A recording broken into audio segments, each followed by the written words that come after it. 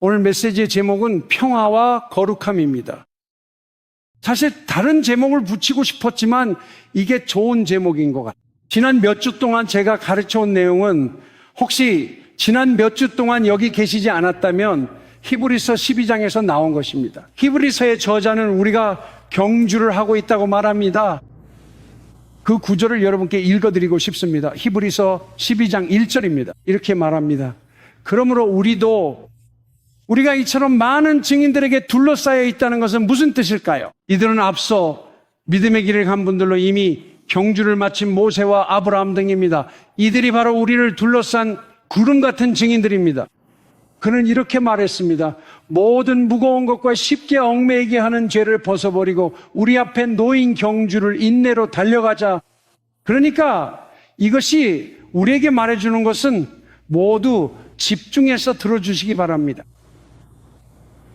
모든 신자와 이 땅의 사람들은 태어나며 경주에 참여합니다. 그런데 많은 신자들이 이 사실을 모릅니다. 바울은 이렇게 말했습니다. 경주에서는 많은 사람이 달리지만 오직 한 사람만이 상을 받는다. 상을 받을 수 있도록 달리십시오. 그리고 이제 그는 우리가 경주를 하고 있으니 죄와 무거운 짐을 벗어버리고 인내로 달리라고 말합니다. 이제 경주에 대해서 처음 몇 분 동안은 일부 내용을 반복하겠습니다. 지난 5에서 6주 동안 계속 들으셨다면 이제 이 내용을 외우게 되실 겁니다. 경주에서는 목표가 무엇인지 알아야만 이길 수 있습니다. 출발선이 어디인지 알아야 합니다. 출발선은 여러분이 태어난 순간입니다. 진짜 시작은 여러분이 거듭나서 눈이 열릴 때입니다. 알겠죠? 경주의 끝은 우리가 죽을 때입니다. 혹은 예수 그리스도께서 다시 오실 때인데 둘 중 먼저 오는 것이 끝입니다. 그리고 죽지 않을 세대가 있을 것입니다. 그들은 주님이 오실 때 이 땅에서 살아있을 것입니다. 그러니 이제 그때가 바로 그 시간입니다. 경주에는 시간 요소가 있습니다. 시간 요소가 없다면 그것은 경주가 아닙니다. 예를 들어 제가 여기서 캘리포니아 메머드 레이크스의 하이시에라까지 운전해서 가야 하는데 정해진 시간까지 도착해야 한다면 그건 경주입니다. 하지만 그렇지 않다면 저는 천천히 여유롭게 갈 수 있습니다. 그건 경주가 아닙니다. 하지만 경주란 정해진 시간 안에 해야 할 일을 해내야 한다는 뜻입니다. 알겠죠? 그러니까 우리는 경주의 시작이 거듭남이라는 걸 압니다. 경주가 시작된 거죠. 경주의 끝은 우리가 죽을 때이거나 그리스도께서 다시 오실 때입니다. 성경에는 사람이 한번 죽는 것은 정해진 일이고 그 후에는 심판이 있다고 나와 있습니다. 그래서 믿는 자에게는 심판대가 있습니다. 우리의 모든 삶이 평가받게 될 것입니다. 모든 것이요. 예수님께서 말씀하시길 그분의 말씀이 우리를 심판할 것이라고 하셨습니다.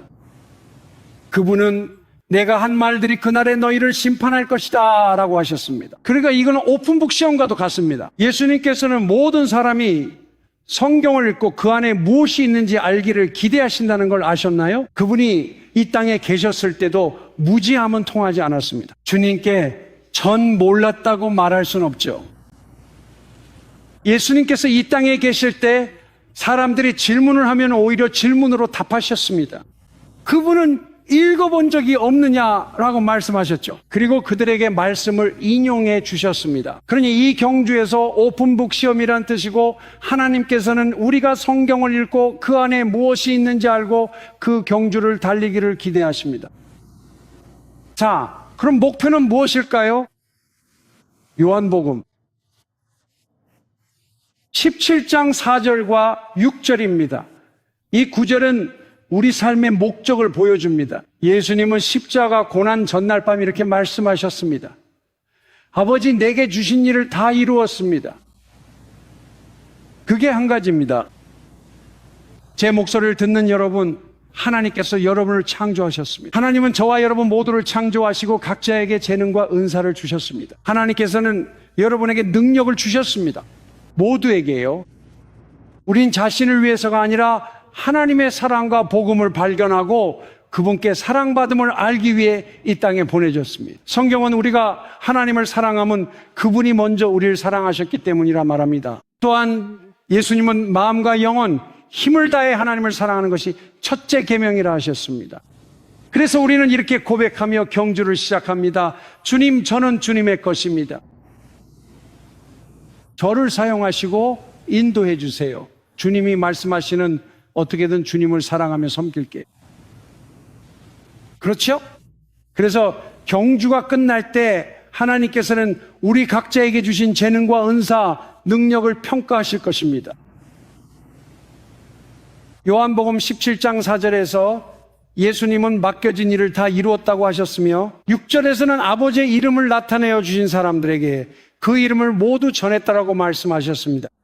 그 의미는 사람들이 예수님 곁에 있을 때 아버지를 경험했다는 뜻입니다. 이제 우리는 그리스도의 이름을 나타내야 합니다. 이것이 그리스도를 담는 자, 크리스천의 뜻이죠. 그래서 우리가 거듭난 후에 달려가는 경주의 목표는 두 가지입니다. 첫째는 그분을 알고 사랑하고 그분 안에 거하여 내가 그분을 나타낼 수 있도록 하는 것입니다. 이것이 첫 번째 계명, 즉 마음을 다해 하나님을 사랑하고 그분의 말씀을 알고 실천하고 믿는 것입니다. 이것은 하나의 과정입니다. 그래서 그분이 나를 통해 나타나실 수 있도록 하는 것입니다. 우린 그분처럼 사랑하고 돕고 축복하며 살 수 있습니다. 사도행전 10장 38절을 보면 예수님은 성령과 능력의 기름 부음을 받아 두루 다니며 선을 행하셨습니다. 그리고 마귀에게 눌린 모든 사람을 고치셨습니다. 예수님은 두 가지 일을 하셨습니다. 하나님은 우리가 할 선한 일을 미리 준비하셨습니다. 에베소서 2장 10절처럼 우리는 그분의 작품이며 선한 일을 위해 창조된 존재입니다. 시편 139편 말씀대로 우리의 모든 날은 시작 전부터 책에 기록되었습니다. 하나님이 계획하신 이 선한 일들은 여러분이 태어나기도 전에 이미 모두 예비된 것입니다. 경쟁은 없습니다. 여러분의 길을 달리세요. 맞아요. 여러분의 사명을 찾고 달리세요. 아멘. 그래서 이것이 우리의 인생 마지막에 도달해야 할 목표입니다. 제 인생에서 가장 중요한 부르심은 주님을 알고 주님을 사랑하는 것입니다. 성령님과 말씀이 저를 책망하고 씻어 예수님을 닮게 변화시키도록 허락하는 거죠. 여러분도 그래야 합니다. 그리고 그 과정에서 하나님께서는 우리 모두에게 맡겨주신 사명이 있습니다. 그리고 하나님께서 주시는 그 사명들은 충분히 어렵습니다. 그것들은 하나님이 너무 어렵게 만들어 우리가 무릎 꿇고 도움을 구하게 설계하셨습니다. 그리고 하나님께서 주신 사명을 순종하며 행할 때 하나님께서는 그것을 사용하셔서 우리를 그분의 형상으로 빚어가십니다. 아까 기도 때 이런 기도가 있었죠. 주님, 부모가 자녀를 노엽게 않게 해주시고 자녀가 부모를 화나게 하는 것에 대한 성경 구절도 필요해 보여요? 그런 구절은 없습니다. 아니에요. 우리는 성령의 열매로 본을 보여야 하잖아요. 그렇죠? 하나님이 자녀를 주신 건 우리를 성장시키기 위해서라고들 하죠. 제가 말씀드리고 싶은 것은 하나님께서 우리에게 주시는 사명은 너무나도 도전적이기 때문에 우리는 반드시 하나님의 영과 그분의 은혜가 필요하다는 것입니다. 부르심에 순종하면 하나님은 우리를 주님 형상으로 빚으십니다. 이 둘은 함께 작용하며 우리가 달릴 경주가 됩니다. 전부를 드린다는 고백 없이는 이 경주를 뛸 수 없습니다. 우리는 지금 그 경주에 대해 이야기하고 있습니다. 지금까지의 핵심 내용을 요약해 보겠습니다. 이 경주의 목표는 예수님을 닮고 맡기신 사명을 완수하는 것입니다. 맞죠? 이 경주의 목표는 심판의 날에 잘했다, 착하고 충성된 종아라는 말을 듣는 것입니다. 동의하시나요? 보세요. 많은 신자들이 자신이 경주 중이라는 사실조차 모르기 때문에 그 말을 듣지 못할 것입니다. 많은 신자들은 자신의 인생의 가장 중요한 목표를 예수님을 닮는 것 혹은 그분의 뜻이 무엇인지 찾는 것으로 삼고 있지 않습니다. 기도가 필요합니다. 공부도 해야죠. 성령님께 민감해지는 법도 배워야 합니다. 인도하심을 구해야 하나님의 뜻 안에서 맡기신 일을 감당하게 됩니다.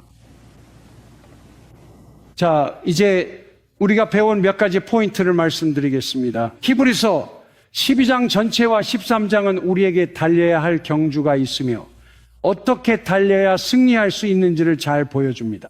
승리를 위해 할 일과 방해 요소들이 있습니다. 히브리서 12장과 13장의 내용이죠. 말하자면 이건 오픈북 테스트입니다. 다시 한번 말씀드리지만 히브리서 12장은 우리가 지금 경주 중임을 알려줍니다. 만약 제가 내일 죽는다고 해도 아니 저는 내일 죽고 싶지 않습니다. 그 이유는 제가 아직 완전히 그리스도의 형상으로 변화되지 않았다는 것을 알기 때문입니다. 그것이 바로 제가 추구하는 것입니다. 바울은 말했습니다. 나는 그리스도 예수 안에서 하나님의 상을 위해 달려간다고요. 무슨 뜻일까요? 내가 그를 알고 그의 죽으심을 본받아 변화되기를 원한다는 뜻입니다. 그의 죽으심을 본받아 변화되면 무엇일까요?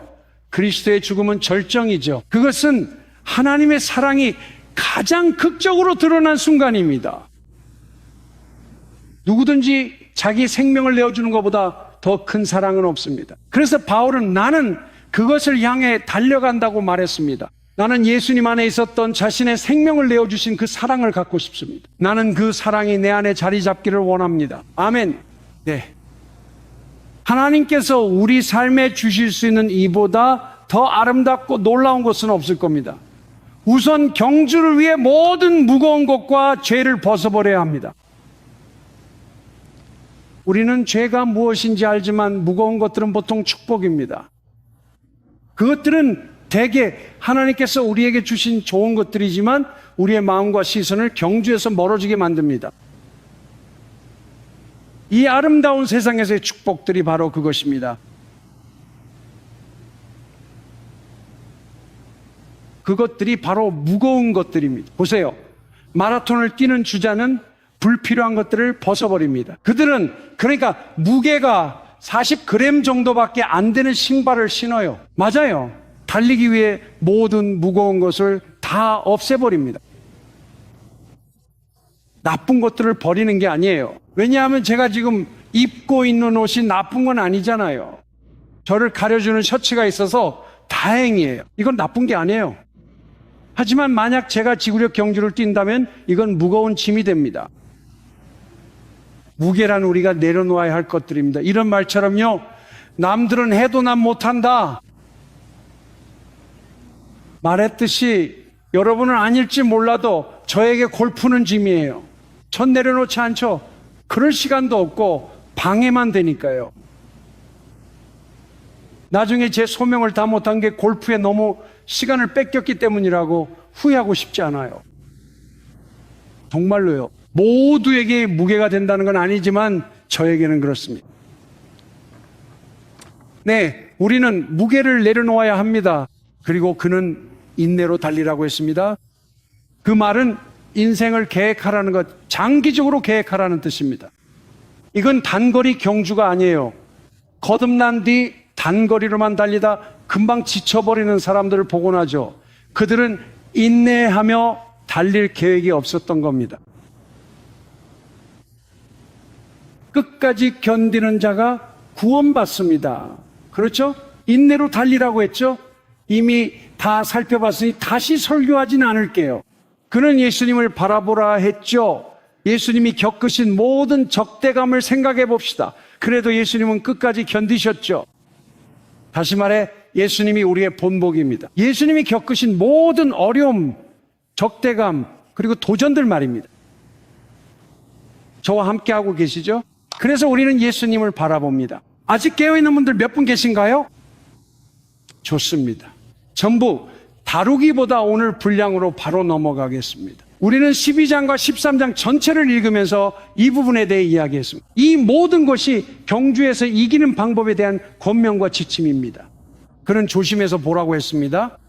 마음에 쓴 뿌리가 생겨서 자신뿐만 아니라 많은 사람을 더럽히지 않도록 하라고 했습니다.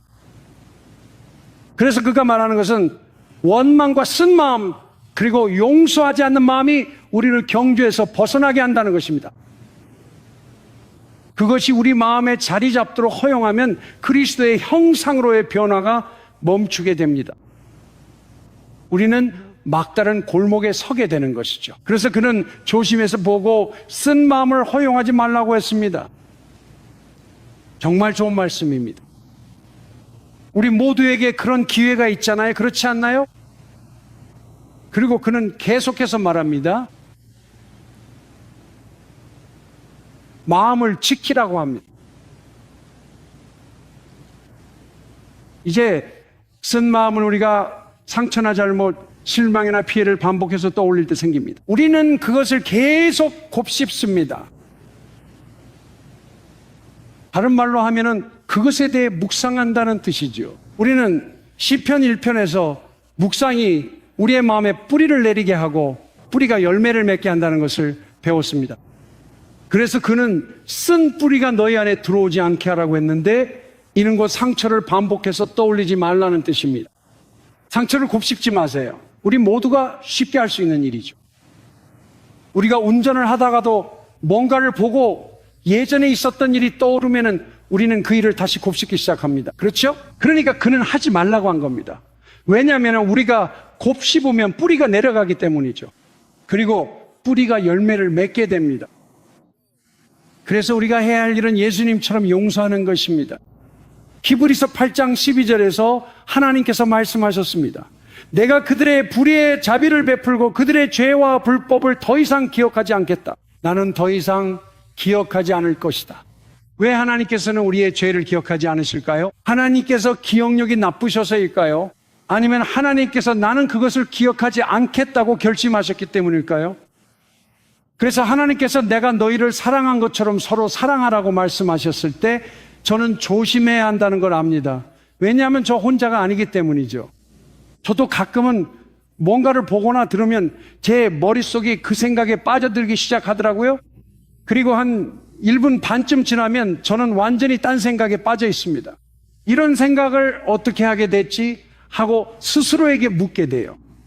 혹시 이런 경험 다른 분들도 있으신가요? 그래서 우리는 그 생각을 다시 끌어와야 돼요. 생각을 다시 되돌려야 합니다. 그래서 하나님께서 조심하라고 하셨죠. 상처를 곱씹지 마세요. 곱씹지 마세요. 곱씹지 마세요. 왜일까요? 그렇게 하면 내가 앞으로 나아가는 걸 멈추게 되니까요. 내가 원망을 품고 있으면 사랑 안에서 걷고 있는 게 아니에요. 나는 그리스도의 형상으로 변화되고 있는 게 아니죠. 그럼 하나님은 어떻게 사랑하실까요? 하나님은 우리 죄를 더는 기억하지 않겠다고 하셨죠. 우리도 용서할 때 의도적으로 기억하지 않겠다고 결심해야 합니다. 자신에게 여러 번 말하고 많이 연습해야 할 거예요. 기억이 다시 떠오를 수 있으니까요. 그럴 때는 안 하겠다고 마음을 다잡으세요. 그게 바로 그리스도처럼 살아가는 것입니다. 우리가 이야기했던 게 바로 쓴 뿌리에 관한 것이었죠. 그리고 이제 오늘은요, 우리가 이야기했던 것처럼 무거운 짐을 내려놓고 인내로 달리는 것에 대해 이야기할 거예요. 예수님을 바라보면서 우리는 마음에 쓴 뿌리가 자리 잡지 않도록 해야 합니다. 그리고 히브리서 12장 14절에서 이렇게 말합니다. 모든 사람과 더불어 화평함과 거룩함을 따르라. 이것이 없이는 아무도 주를 보지 못하리라. 하나님께서 우리 각자에게 부르신 경주에서 승리하려면 우리는 두 가지, 즉 평화와 거룩함을 의도적으로 추구해야 합니다. 네, 저도 이해합니다. 그리스도 안의 정체성에 대한 가르침은 많았지만 교계 전반의 명확한 가르침은 부족했습니다. 율법적 의와 성취된 의의 차이 말입니다. 결국 신자들은 그리스도 안의 정체성에만 머물게 됩니다. 나는 의롭다. 네, 법적으로는 그렇습니다. 여러분은 그분과 함께 하늘에 앉아 있습니다. 법적으로 여러분은 의롭다고 선언받았습니다. 십자가에 달린 강도도 마찬가지죠. 그렇지 않습니까? 하지만 성경은 로마서 8장 4절에서 율법의 의로운 요구가 우리 안에서 곧 성령을 따라 행하는 우리 안에서 이루어져야 한다고 말합니다. 그래서 우린 법적으로는 의로우며 성취된 의 안에서 성장합니다. 이는 대인관계, 하나님 사랑과 순종, 믿음의 삶과 구제, 기도와 섬김의 태도를 뜻합니다. 이것이 바로 성취된 의입니다. 그래서 이것이 중요한 이유는 만약 여러분이 일부 인기 있는 가르침만을 믿는다면 예를 들어 나는 아무것도 구할 필요가 없다는 식으로요. 나는 이미 모든 것을 가졌다. 그분이 그러하신 것처럼 나도 그러하다. 이런 가르침을 들어본 분 계신가요? 그분처럼 나도 그렇습니다. 이 부분을 살펴보죠. 그분처럼 우리도 이 세상에서 그렇다는 말을 들어보셨나요? 들어보셨나요? 그 말은 내가 이미 모든 것을 가졌다는 뜻이죠. 그냥 믿으세요. 그게 그 뜻이 아니라는 걸요. 좋아요. 제가 설명해 드릴게요. 요한 1서를 읽어보면 요한이 그 서신을 시작하면서 이렇게 말합니다. 우리가 그분을 보았고 만졌고 들었다고요. 여기서 그는 유다를 제외한 12제자에 대해 말하고 있습니다.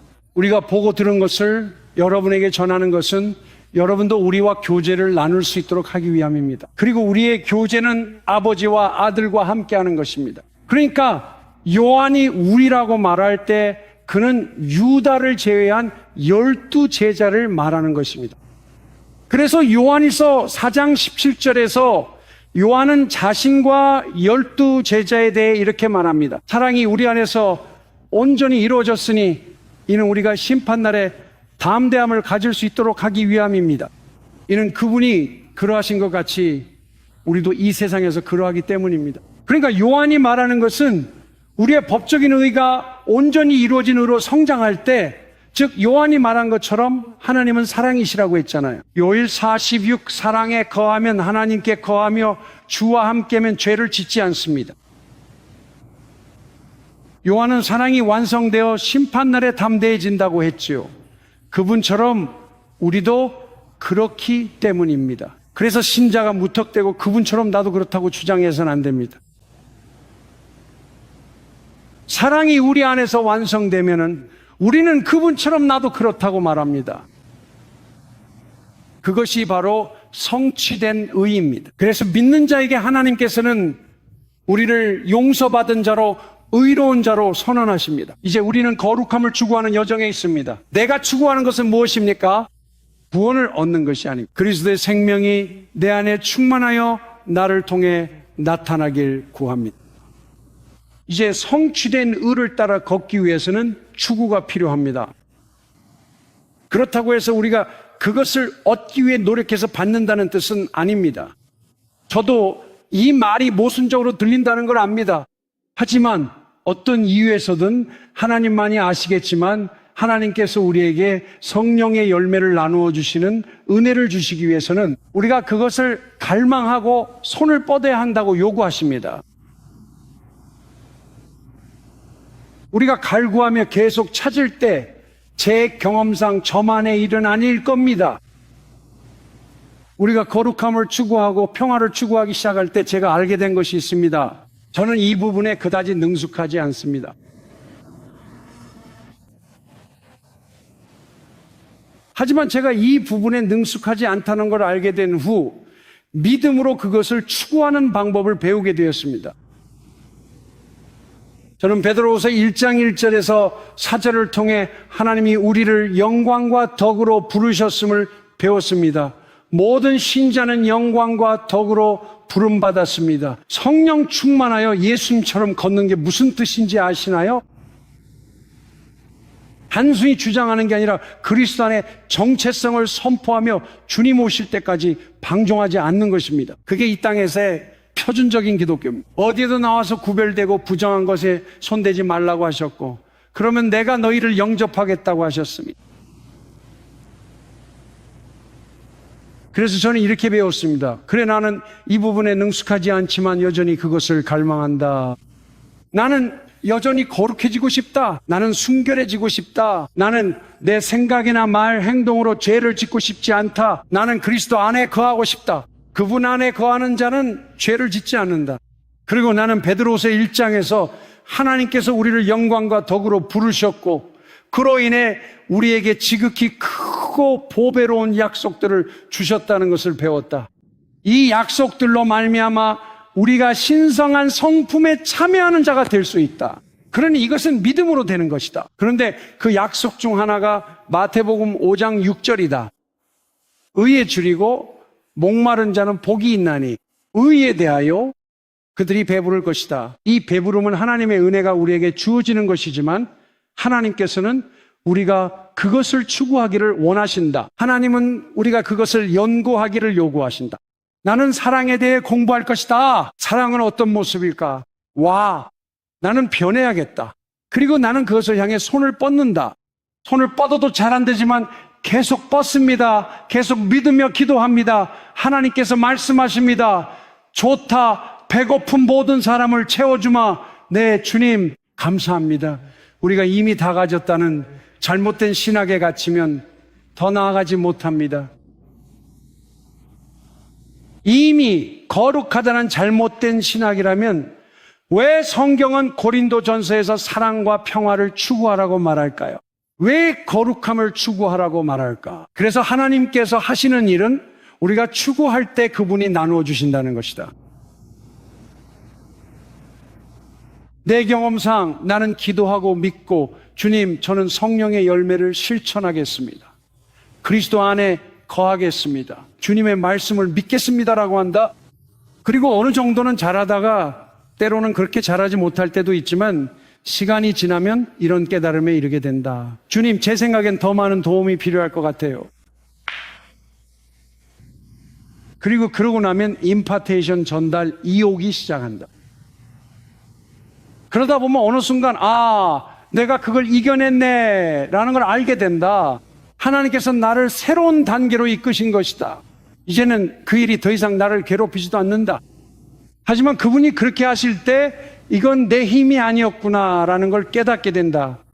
그래, 내 힘이 아니었어. 하나님이 하신 거지. 내 생각엔 하나님이 추구하라 하신 이유 중 하나가 바로 그거야. 이유를 다 알 수는 없지만 추구하는 과정 중에 우리의 약함을 발견하게 돼. 아멘. 맞아. 그리고 하나님께서는 우리가 의에 줄이고 목마르면 채워주신다고 약속하셨어? 그러니 우리는 수동적일 수 없어. 무관심해서도 안 돼. 기도해야지. 우리는 성경을 읽고 믿으며 최선을 다해 순종해야 합니다. 또한 이렇게 고백합시다. 주님, 제 안에서 주님의 일을 완성하시고 뜻대로 저를 채워주소서. 주님, 저를 변화시켜 주세요. 그리고 있잖아요. 뭔지 아세요? 주님은 신실하십니다. 여러 번 말씀드렸지만 못 들으신 분들을 위해 다시 전합니다.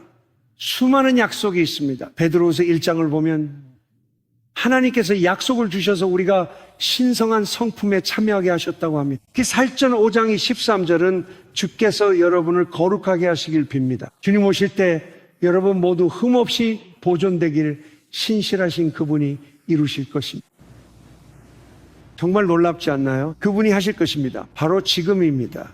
천국도 아니고 다음 생도 아니고 지금이죠. 평강에 하나님이 여러분을 거룩해 하소서. 주님, 저도 동참케 하시고 제게도 이루소서. 하지만 그렇게 하시려면 저는 그분의 말씀에 순종해야 합니다. 히브리서 5장 9절에 보면 그분은 순종하는 모든 사람에게 영원한 구원의 창시자이십니다. 저는 그분의 약속을 믿고 그것을 실천하기 시작합니다. 마치 나병 환자들과 같습니다. 그들도 믿어야 했고 순종해야 했습니다. 10명의 나병 환자들. 주님, 우리를 불쌍히 여겨주십시오. 예수님께서 말씀하셨습니다. 제사장에게 가서 너희 몸을 보여라. 이제 잘 보세요. 레위기에 따르면 이미 나았을 때만 제사장에게 몸을 보일 수 있습니다. 치유 후 제사장에게 몸을 보인 그들은 완치 판정을 받았습니다. 제사장은 공동체 복귀를 허락했고 이제 더는 성 밖에 머물 필요가 없게 되었습니다. 그들이 주여 우리를 불쌍히 여기소서 하자 예수님께서 제사장에게 몸을 보이라 하셨습니다. 다시 말해 실천하라는 뜻이었습니다. 이미 받은 것처럼 행동하며 걸어가라는 것이죠. 그래서 그들은 출발했습니다. 제사장에게 가서 가자 했죠. 성경에는 그들이 가는 도중에 치유되었다고 나와 있습니다. 하나님은 거룩함과 사랑, 믿음과 의를 따르라 말씀하십니다. 그것을 쫓아 행동으로 옮기세요. 나아갈 때 우리가 넘어지고 연약할지라도 하나님이 우리에게 그것을 부어주십니다. 그래서 게으름, 기도하지 않은 무관심, 그리고 냉담함은 이 경주에 치명적입니다. 의에 줄이고 목마른 자는 복이 있나니 그들이 배부를 것임이라. 이제 그가 뭐라고 말했는지 주목해 보세요. 그는 두 가지를 추구하라고 했습니다. 이 경주에서 이기고 싶으시죠? 인생 끝에서 주님께 정말 놀랍네요. 저를 예수님 닮게 하셨네요. 라고 고백할 분이 누구입니까? 주님께서 제 안에 짜증을 다 없애주셨네요. 이제 저는 인내심이 생겼어요, 주님. 와우! 그리고 저는 이걸 누구에게 묻지 않아도 압니다. 누구에게 설문지를 작성하게 할 필요도 없어요. 저는 이미 이걸 알고 있습니다. 여러분은 원래 인내심이 많은 사람이 아닙니다. 맞아요. 아무도 그렇지 않아요. 그리고 자신이 인내심이 있다고 생각할 때조차 결국 알게 될 거예요. 시험의 시간입니다. 하나님은 불시에 시험을 내시는 방법이 있거든요. 여러분이 주님 이제 이건 완벽해요라고 느낄 때 막상 상황이 닥치면 이렇게 생각하게 되죠. 주님 아직 멀었네요? 하게 되죠. 더 많은 도움과 은혜가 필요해요. 그래서 뭘 구하라고 하셨죠? 두 가지, 평화와 거룩함입니다. 이제 평화는 중요합니다. 저는 평화에 대해 이야기하고 싶어요. 평화는 중요합니다. 야고보서 3장 18절에 이렇게 나와 있습니다. 의의 열매는 화평하게 하는 자들이 화평 중에 뿌린다. 그러니까 평화가 없으면 보세요. 거룩함과 평화를 구하라고 하지 않았어요. 모든 사람과 더불어 평화를 구하고 그리고 거룩함을 구하라고 했습니다. 먼저 우리가 평화를 얻고 그 다음에 열매 가운데 걸을 수 있습니다. 그래서 데살로니가 전서 5장이 13절과 24절에 이렇게 말하는 겁니다. 히브리서 13장 20, 21절입니다. 평강의 하나님께서 양들의 큰 목자이신 예수님을 영원한 언약의 피로 죽은 자 가운데서 살리셨으니 여러분을 모든 선한 일에 온전케 하시길 바랍니다. 평화가 있는 곳에 하나님 나라가 있습니다. 사실 쉽지 않습니다. 왜냐하면 여러 가지 일이 일어나기 때문이죠. 우리가 잘 지내다가도 누군가의 말이나 상황에 따라 마음이 흔들리곤 합니다. 저만 그런가요? 아니요. 그래서 중요한 것은 항상 깨어 있는 것입니다. 깨어 있으라는 거죠. 평안을 잃는 순간 좋은 회개자가 되어야 합니다. 무슨 말인지 아시겠죠? 저도 며칠 전에 그랬어요. 어떤 상황이 생겼거든요. 제가 예배팀과 함께 기도하고 있었는데 냉동고가 고장나고 이런저런 일이 생겼어요. 그래서 제가 그들이 이렇게 할까요? 라고 물었을 때 저는 아니요, 우리는 그렇게 안 할 거예요 라고 말했죠. 그리고 나서야 그게 평안하지 않은 반응이었다는 걸 깨달았습니다. 그건 안 온유했죠? 사랑은 온유한 이 되돌아가 잘못했다 했죠? 불안한 태도였죠? 그래서 우리는 평안이 곧 하나님의 나라라는 걸 인식해야 합니다. 시편 34편에도 평안을 구하고 따르라고 있죠. 저도 생각해 봤어요. 찾는 것과 따르는 것의 차이가 뭘까요? 로켓, 만약 평안을 찾고 있다면 그건 어떤 관계일 수도 있죠. 주님, 이 상황에서 어떻게 평안을 가질 수 있을까요? 주님, 이 상황에 어찌 평안할까요? 보여주시면 평안을 구하는 거라 하셨죠. 주님은 방법을 주셨고 이젠 따르라 하십니다. 하나님께서는 평안을 구하고 그것을 조치라고 말씀하십니다. 그래서 평안이 먼저 옵니다. 그리고 거룩함이 그 다음에 따라옵니다. 예수님께서도 내가 너에게 평안을 준다고 말씀하셨던 걸 기억하세요. 세상이 주는 것과는 다릅니다. 그래서 하나님의 평안이 우리 마음에 초자연적으로 임할 수 있습니다. 지금 바로 그것을 위해 기도합시다. 아버지, 주님께서 말씀하시기를 내 평안을 너에게 준다고 하셨습니다. 주님, 저희에게 임재를 부어주시길 구합니다. 하나님의 평안이 더 많이 임하기를 구합니다. 주님의 평안을 더 부어주소서. 평안을 약속하신 주님, 평안 가운데 거하며 걷는 법을 가르쳐 주십시오. 평안 안에 모든 열매가 있기 때문입니다. 평안에 거룩함이 있습니다. 주님, 우리 마음을 지켜주소서. 늘 깨어있으라 하셨습니다. 하나님 사랑과 평안에 반하는 게 없기를 예수님 이름으로 기도드립니다. 아멘. 이제 이것을 들어보세요. 여러분은 알고 계셨나요? 시대의 끝에 주님께서 다시 오실 때 주님은 모든 그리스도인, 모든 사람이 법적으로만 충족된 것이 아니라 흠이 없는 상태이길 기대하신다는 것을요. 행동으로요.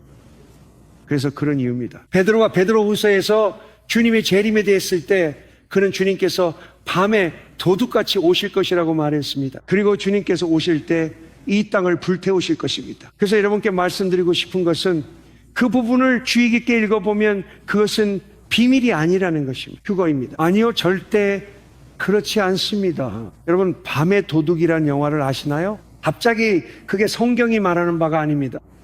주님은 모르는 이들에게 밤에 도둑같이 오시나 빛의 자녀인 우리에겐 갑자기 오지 않습니다.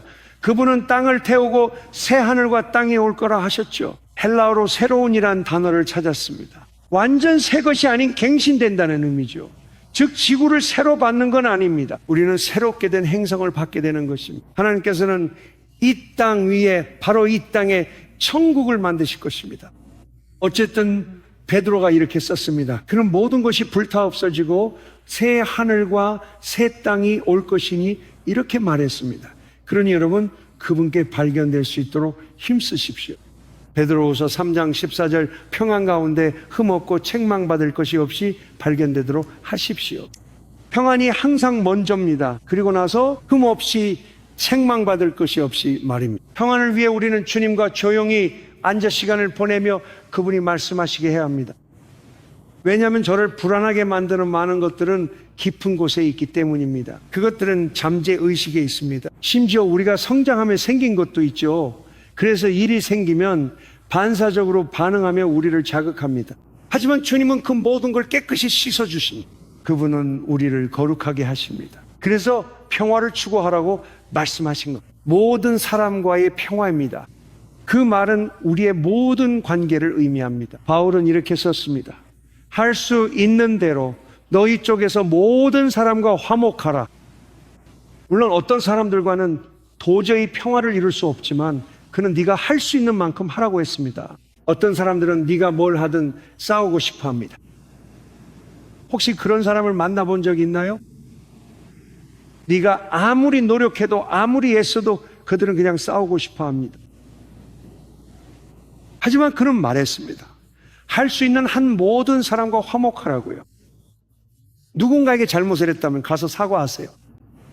원망이 있다면 그것을 극복하세요. 쓴 뿌리가 있다면 그것을 내버리세요. 모든 사람과 화목하세요. 왜냐하면 그것이 이루어지기 전에는 거룩함이 없기 때문입니다. 평화가 먼저, 평화가 곧 하나님의 나라예요. 로마서 14장 17절, 하나님 나라는 의입니다. 의의 정의는 로마서 13장 10절에 있습니다. 사랑은 이웃에게 해를 끼치지 않으니 사랑은 율법의 완성입니다. 하나님을 사랑하고 사람을 사랑하는 것이 곧 의입니다. 그래서 하나님의 나라는 의와 성령 안에서의 기쁨입니다. 그러니 하나님의 나라는 평화의 영역입니다. 그래서 저는 제 마음을 조심해야 합니다. 제가 짜증을 내거나 조급해지거나 답답해하거나 화를 내거나 비판적으로 변하는 순간 저는 이미 하나님의 나라를 떠나 육신에 속하게 된 것입니다. 그래서 우리의 목표는 하나님의 나라 안에 거하는 것입니다. 그리고 의의 모든 열매는 평화의 자리에서 나옵니다. 야고보서 3장 18절, 의의 열매는 평화를 이루는 자들이 평화 가운데서 뿌리는 것입니다. 참고로 열매도 뿌릴 수 있습니다. 여러분의 평화는 주변에 영향을 줍니다. 제가 평안 없이 걸을 때도 마찬가지죠. 하지만 제가 판단 없는 사랑으로 행할 때 그것은 열매가 되어 영향을 미칩니다. 여러분도 어떤 곳에 들어설 때 평안이 없는 분위기 속에 들어가더라도 여러분의 평안이 그 분위기를 이길 수 있습니다. 예수님 말씀을 기억해 보세요. 어느 집에 가든 그 집에 평안을 빌어주라고 하셨죠? 우리가 평안을 가지고 있다면 그 평안을 나눠줄 수 있습니다. 정말 좋은 말씀이네요. 이 간증을 여러 번 했지만 저는 이 이야기를 하는 걸 정말 좋아합니다. 못 들어보셨다면 좋아하실 겁니다. 구원받은 첫 해였던 1977년 가을쯤이었던 것 같네요. 1978년 그 해 안에 아주 성스러운 분이 계셨습니다. 어젯밤에 그분이 아직 살아계신지 찾아봤어요. 만약 살아계셨다면 지금쯤 100세가 되셨을 거예요. 하지만 그분은 2020년에 94세의 나이로 세상을 떠나셨습니다. 존 햄스라는 분인데 정말 성령 충만하고 성스러운 복음 전도자였습니다. 그분 팜스프링스 사역하며 홀 빌려 집회 여셨고 지식의 말씀과 치유 은사 임하셨죠. 제가 거듭난 후 처음 들었던 분들 중 한 분이셨죠. 막 새롭게 그리스도인 되어 성령의 은사가 흘러가고 사람들이 치유되는 모습을 보는 건 정말 놀라운 경험이었어요. 아무튼 그분의 집회 중 하나는 토요일마다 열렸어요. 그분이 직접 집회를 인도하셨죠. 가톨릭 교회에서 홀을 빌려주곤 했어요. 본당과는 별개인 그 홀에서 집회를 열곤 했고 모든 개신교인이 모였습니다. 그분은 성령과 모든 은사로 충만한 가톨릭 신부셨어요. 그래서 가톨릭 교회 본당이 아니라 홀에서 집회를 열었고 모든 개신교인들이 와서 치유를 받았어요. 정말 놀랍지 않나요? 한 집회에서 그는 기억 치유 사역을 했어요. 한 명 한 명 정성을 다해 사역하느라 집회는 아침에 시작해 점심 후 오후까지 이어지곤 했죠. 어느 날 사역 중 점심시간이 됐는데 점심은 제공되지 않았어요. 그래서 모두가 1시간 동안 밖으로 나갔죠. 그는 그 자리에 남아서 점심은 먹지 않기로 하고 대신 커피 한 잔이라도 찾아볼까 생각했어요. 그래서 그는 홀 뒤쪽에 있는 주방을 이리저리 둘러보며 전기 커피포트를 발견했어요. 플러그가 꽂혀 있는 것처럼 보였죠. 맞아요. 뜨거운 물인 줄 알았는데 아니었죠. 청소하시는 분들이 그 안에 가성소다를 넣어둔 거였어요. 얼룩 제거용 강한 산성이거든요. 하지만 맑았어요. 물처럼 보였죠. 그래서 그는 컵을 찾고 인스턴트 커피도 찾아서 가성소다를 넣고 저은 다음 한 모금 마셨어요.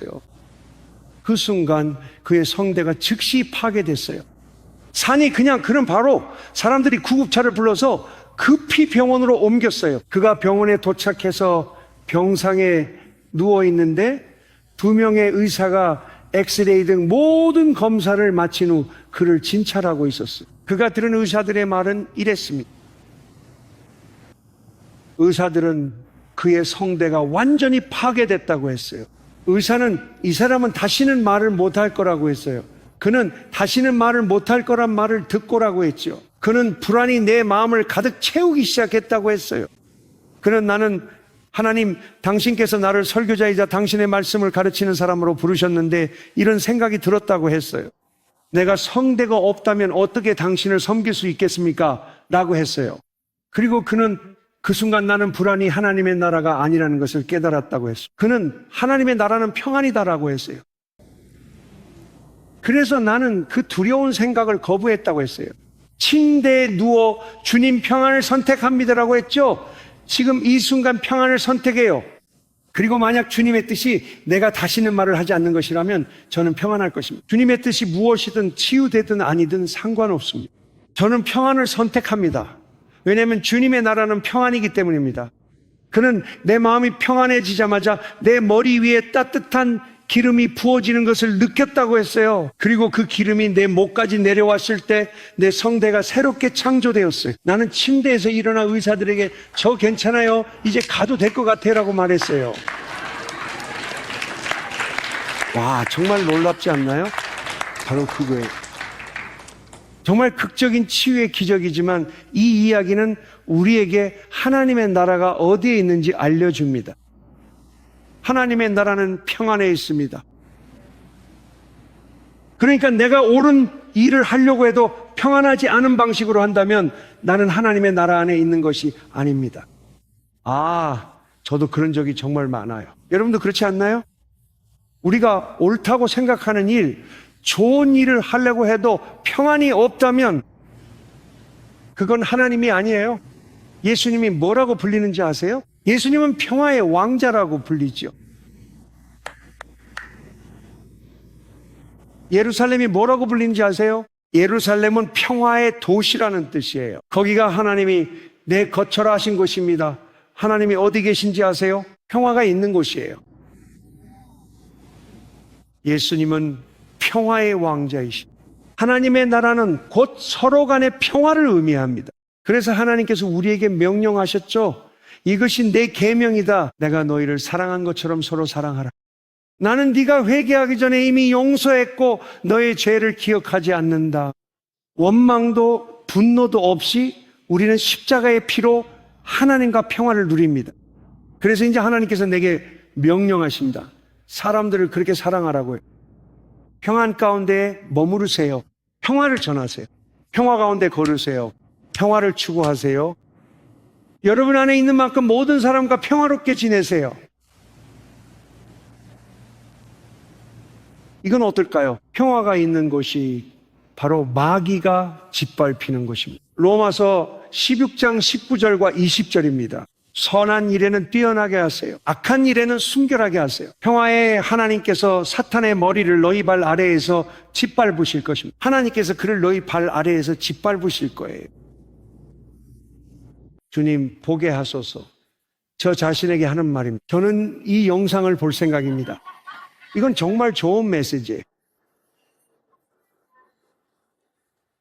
다시 보면서 말씀으로 거룩해지려고 합니다.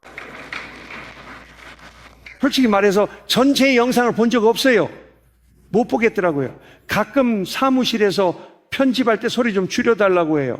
제 목소리를 듣는 걸 정말 못 견디겠어요. 제 목소리를 들으면 도대체 왜 사람들이 교회에 오는지 모르겠다는 생각이 들어요.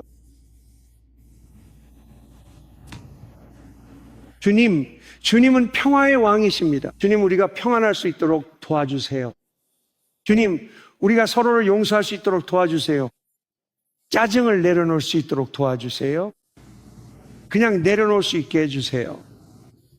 어떤 디즈니 영화에서 나온 건지는 모르겠지만 몇 년 전 제 소녀가 레시꼬 하면서 돌아다니던 게 기억나요. 디즈니 무언가에서 나온 거죠. 그리고 저는 정말 우리가 내려놔야겠다는 생각이 들어요. 내려놓으세요. 자, 모두들 내려놓으세요.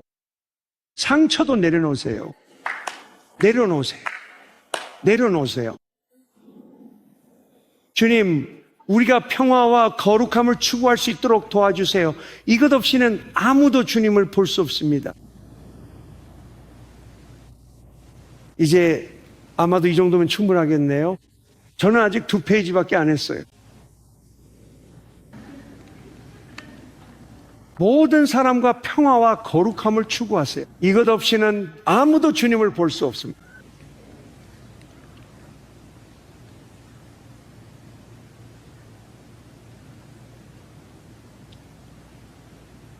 주님, 우리 모두에게, 저에게, 그리고 항상 우리 모두에게 주님의 나라는 평화의 나라임을 기억하게 해주세요. 그리고 세상에는 평화가 없습니다. 주님, 세상은 서로 사랑하며 살아가는 믿음의 공동체를 발견하게 될 것입니다. 그들은 서로를 용서했습니다. 그들은 서로를 받아들였습니다. 그들은 모든 이해를 뛰어넘는 하나님의 평화를 가지고 있습니다. 그들은 세상에 닥칠 일들을 두려워하지 않습니다. 그들은 불안해하지 않습니다. 예수님께서 자신의 평화를 나눠주실 때 너희 마음에 근심하지 말라고 말씀하셨습니다. 그러니 주님께서 우리에게 평화를 주신 후에도 우리는 우리의 마음을 지키고 그 평화를 잃지 않을 책임이 있습니다. 너희 마음에 근심하지 말라. 그분은 너희가 하나님을 믿으니 또 나를 믿으라고 말씀하셨습니다. 주님, 우리 공동체와 결혼생활, 가정, 그리고 이 교회 안에서 우리가 평화를 추구하고 평화 가운데 걷고 평화를 위해 기도하는 사람들이 되게 하시며 주님, 그곳에서 거룩함으로 나아갈 수 있도록 도와주시길 기도합니다. 주님, 거룩함이 우리 교회와 결혼 생활에서 당연해지길 기도합니다. 하나님의 온전함이 그리스도인들 사이에서 당연한 기준이 되게 하소서. 우리가 거룩함의 아름다움 속을 걷도록 도와주소서. 주님, 우리가 평화를 누릴 수 있도록 도와주소서. 제가 더 해야 할 말이 있는지 한번 보겠습니다. 할 수 있거든. 모든 사람과 더불어 화목하게 지내십시오. 그리고 거룩함을 추구하라. 추구한다는 것은 소유하기 위해 쫓고 따라간다는 뜻입니다. 그것은 무관심한 것이 아닙니다. 그것은 대충 하는 것이 아닙니다. 그것은 수동적인 것이 아닙니다. 평화를 추구한다는 것은 내가 의도적으로 행동한다는 뜻입니다. 나는 평화가 곧 하나님의 나라임을 이해합니다. 평화는 결정을 내리는 하나의 방법입니다. 많은 분이 묻습니다. 목사님, 이런저런 선택지가 있죠. 둘 다 죄는 아닙니다. 흑백처럼 명확한 게 아니죠. $100와 주인 이름이 적힌 지갑을 주었다고 가정해 보죠. 이걸 제가 가져야 할까요? 아니면 돌려줘야 할까요? 이건 제가 답을 알려드릴 수 있습니다. 그러니까 때로는 우리에게 여러 선택지가 있습니다. 어느 쪽이 죄라고 말할 수는 없습니다. 우리는 단지 어느 길로 가야 할지 모를 뿐입니다. 그렇죠? 이것이 바로 골로새서 3장 15절에서 말하는 내용입니다. 거기는 그리스도의 평강이 너희 마음을 주장하게 하라고 되어 있습니다. 여기서 주장하다라는 말은 심판관처럼 결정을 내리라는 뜻입니다. 성경은 여러분이 평화와 함께 나아가야 한다고 말합니다. 여러분은 평화에 끌려 나아가야 합니다. 그래서 결정을 내려야 할 때는 기도하세요. 요즘은 AI나 구글 성경 앱으로 말씀 읽기가 참 쉬워졌죠. 주님, 이 주제에 대한 말씀을 알려주세요 라고 검색하면 수십 개의 구절이 나옵니다. 그러니 여러분의 상황에 맞는 성경 말씀을 찾아보세요. 그것을 두고 기도하세요. 말씀을 읽으세요. 셀리더나 목사님께 조언을 구하세요. 그리고 아직도 확신이 서지 않는다면 하나님의 평안이 다스리게 하세요. 그러니 하나님의 뜻 안에서 결정을 내릴 때는 조용히 하세요. 마음을 가라앉히고 평안을 따라가 보십시오. 성경은 평안을 따르라고 말합니다. 평안이 있는 곳이 하나님 나라입니다. 여기나 신시내티 중 어디로 이사할지 고민되시죠? 눈을 감으세요. 머리를 비우세요. 영혼의 귀 기울여 주님 평안은 어디 있죠? 물으세요. 그러면 하나님의 평안이 다스릴 것입니다. 정말 좋은 방법이에요. 이렇게 하면 우리가 하나님의 뜻 안에 있다는 것을 알고 결정을 내릴 수 있습니다. 여러분이 하나님의 뜻에서 벗어나려고 하면 여러분 모두가 거듭난 사람이라면 이런 경험을 해봤을 거예요. 선택지가 있습니다. 가끔 혼이영을 이겨버려 실수하게 되죠. 이 길이 하나님의 뜻이라 믿고 그 길을 가기도 합니다. 그럴 때면 내면의 울림이 느껴지죠. 그런 느낌이 오면 멈추세요. 비행기를 타려고 할 때도 그렇죠. 내리세요. 이 사람과 친구가 되어야 할 것 같다고 느낄 때도 있습니다. 그런데 뭔가 찜찜한 느낌이 듭니다. 돌아서세요. 평안을 따라가세요. 그래요. 평안이 있는 곳이 바로 하나님의 나라. 주님의 뜻에 따라 다음 주에는 거룩함을 주제로 함께 살펴보겠습니다. 하나님께서 우리가 그것을 추구한다면 모두가 이 사실을 기억하길 바랍니다. 마태복음 5장 6절입니다. 의에 줄이고 목마른 자는 복이 있나니 그들이 배부를 것임이라. 이 말씀은 모든 신자에게 희망을 줍니다. 우리가 거룩함을 향해 사랑 안에서 걷는 삶을 향해 믿음과 사랑, 거룩함, 순종을 향해 계속해서 손을 뻗고 기도하며 믿는다면 하나님께서 말씀하셨습니다. 그것을 갈망하고 추구하면은 내가 너희 안에서 이루어주겠다.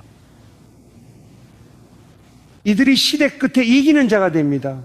하나님 우리를 변화시키실 때 깨닫습니다. 이건 내가 아니라 주님이 내 안에서 일하시는 겁니다. 아버지 예수님의 이름으로 우리를 도와주옵소서. 주님의 눈은 모든 것을 보실 수 있습니다. 주님께서는 우리의 마음과 가족, 결혼 생활까지 모두 살필 수 있습니다. 주님, 지금 이 순간 주님의 크신 은혜가 임하기를 기도합니다. 주님, 어디에서든 관계에 갈등이 있는 곳에 주님의 평화가 임하기를 기도합니다. 주님의 은혜가 임하기를 기도합니다. 하나님의 사랑이 우리의 마음에 부어지기를 기도합니다. 주님, 우리의 마음을 부드럽게 해주옵소서. 주님, 혹시 아픔이나 상처가 있었던 곳에 성령님의 부드러움이 임하기를 기도합니다. 하나님의 친절하신 은혜가 우리의 마음을 만지시기를 바랍니다. 저도 전에 상처를 받거나 속상했던 적이 있다는 걸 압니다. 그러다 하나님의 사랑이 내 마음을 만지면 이제 그걸 놓아줄 수 있겠다고 생각하게 됩니다. 이제 그걸 놓아줄 수 있습니다. 하나님, 우리 공동체 안에 그것을 이루어 주옵소서. 우리를 평화의 사람들로 만들어 주옵소서. 아버지, 예수님의 이름으로 간구합니다. 동의하는 모든 이들이 함께 하나님께 찬양을 올려드립시다.